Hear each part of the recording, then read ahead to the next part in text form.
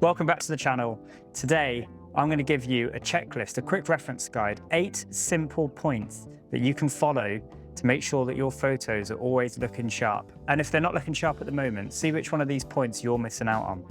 So get a pen and paper, jot it down, put it in your notes app, let's get going. And let's start with number 1. And this one sounds obvious, but I've fallen foul for it before, and I guarantee you have as well. So if you take a picture and you love it, and you want that to be a picture that you continue to edit and go forth with, for God's sakes, just pull out the screen, zoom in, and make sure that it's sharp there and then. Don't just take the picture, turn the camera off, and move along. Just double check. You don't want the time when you find out to be when you get home, you go on Lightroom, and it's just a blurry mess. So if it means that much to you, check there and then.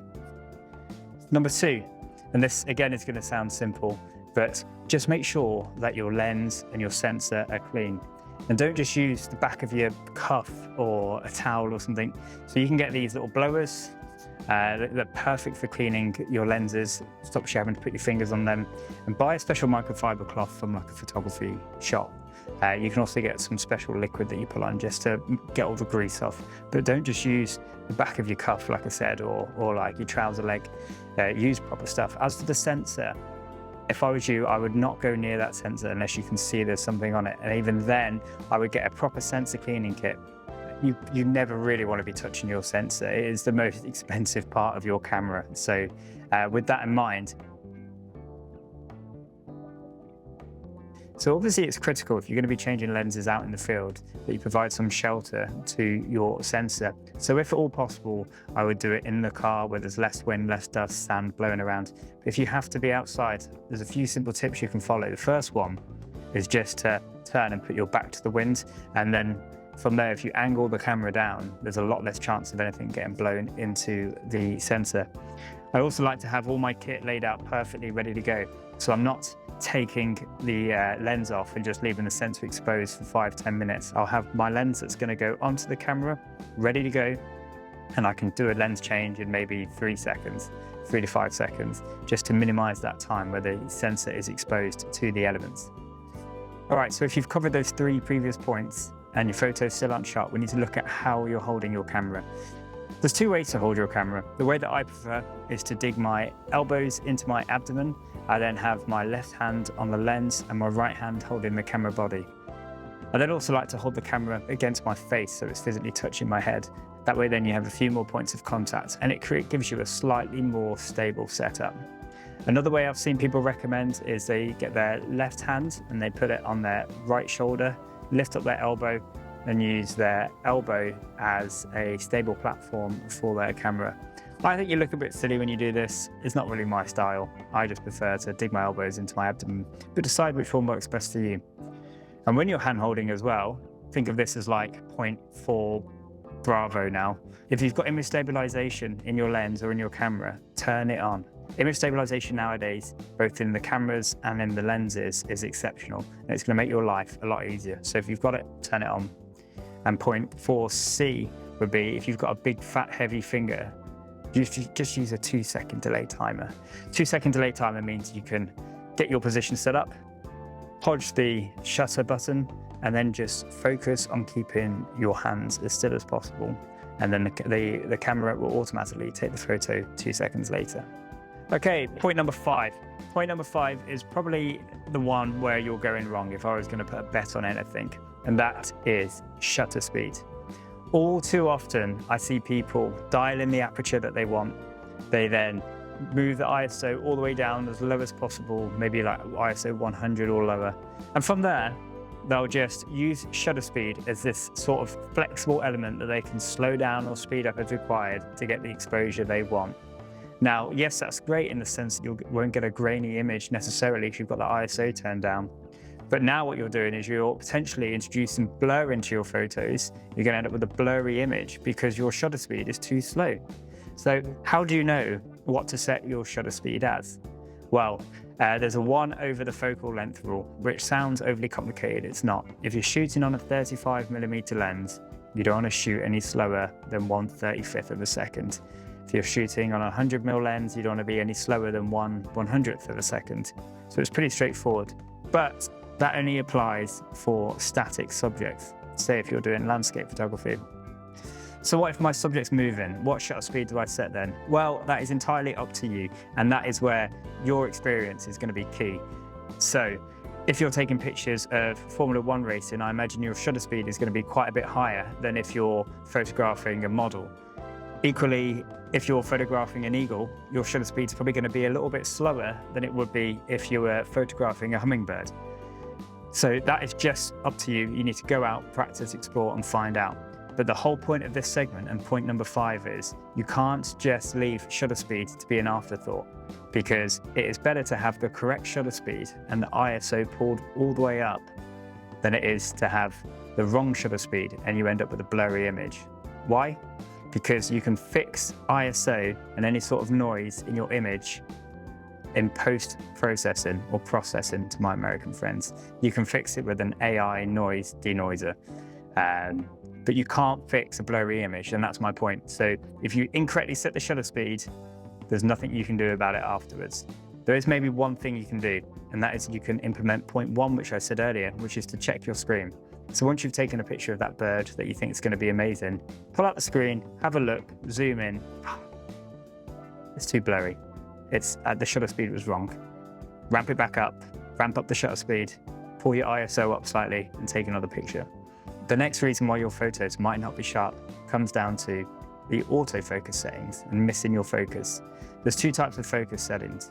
Autofocus single, which is how it's universally referred to as, apart from Canon, who call it one-shot autofocus. And then there's, for moving images, you have autofocus continuous, which is again how it's known through pretty much every single camera manufacturer. And then Canon like to call it servo autofocus. I don't know why. Anyway, why is this important? Because you need to have the correct focusing mode set up for the photo that you're taking.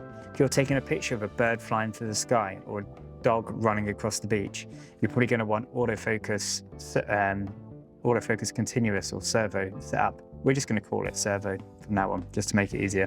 You're going to have your autofocus in the servo mode. No, that sounds wrong actually. We're going to use autofocus continuous because that's what most people are probably used to hearing it as. So you're going to have autofocus continuous, AFC set up, because you want to be tracking that the whole time. I'd recommend, even if you're taking pictures of people, you have autofocus continuous set up, because they're going to be constantly moving forwards and backwards.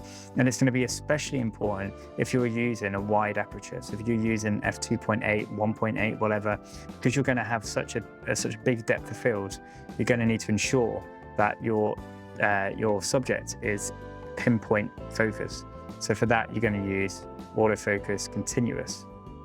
For landscapes, however, I'd probably recommend using autofocus single or one-shot autofocus. The reason for that is you'll see as you're taking a picture, your servo AFC is constantly moving around trying to find a moving object to track. You probably don't want that for a landscape photo, because what's going to happen is you're going to be standing in front of this great view and your camera's going to bite off on a leaf that's blowing in the wind, and it's going to affect your focus. So have a play with both, see which one works best for you. I'd recommend most times being in continuous if you're taking pictures of people, moving objects, wildlife, but for landscape, have a play and see what works best for you.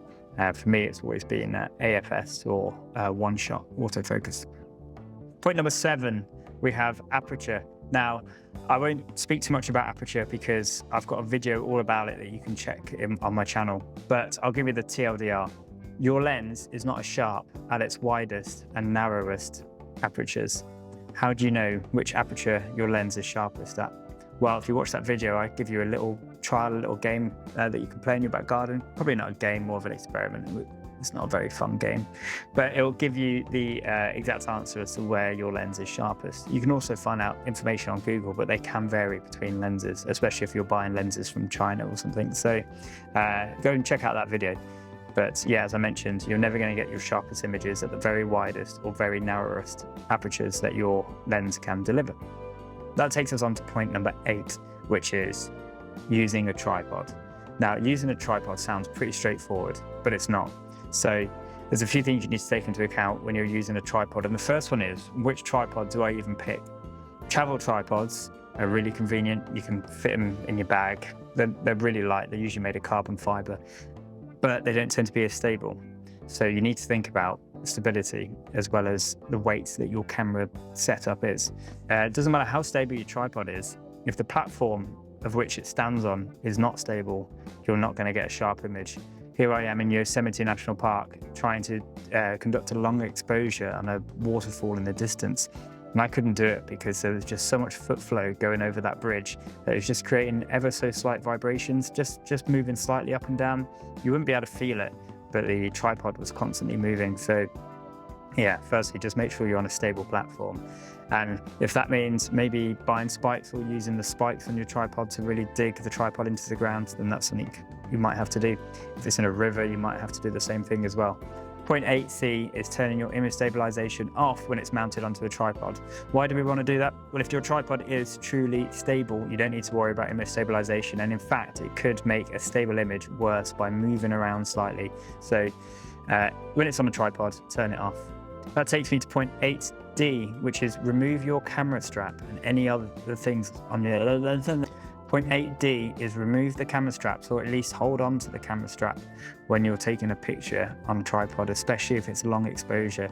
You'll find that even if there's only a little bit of wind, that wind can shake the camera strap and cause vibrations to travel up and into the camera sensor and distort and blur the image slightly.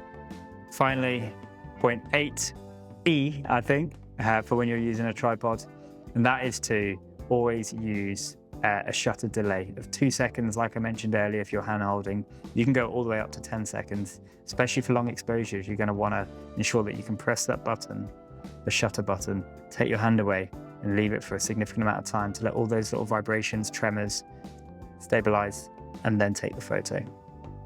If you're pushed for time and you can't wait 10 seconds, then you can buy a remote clicker as well that you can press, which is just going to take the picture straight away, but you don't physically touch the camera. Boom, there you go. There's the 8 points, the 8-point checklist that you can follow to always ensure that you have sharp photos. So here it is on screen now. Screenshot it, do what you like with it, write it down and take it out next time you're in the field. And if I've missed anything on there, why don't you let me know in the comments down below. Hey, there are billions of videos you can be watching on YouTube, and you've just spent the last God knows how long listening to me talk about how to take sharp photos. If you liked it, please hit subscribe, and I'll see you again soon. Thanks very much. See ya!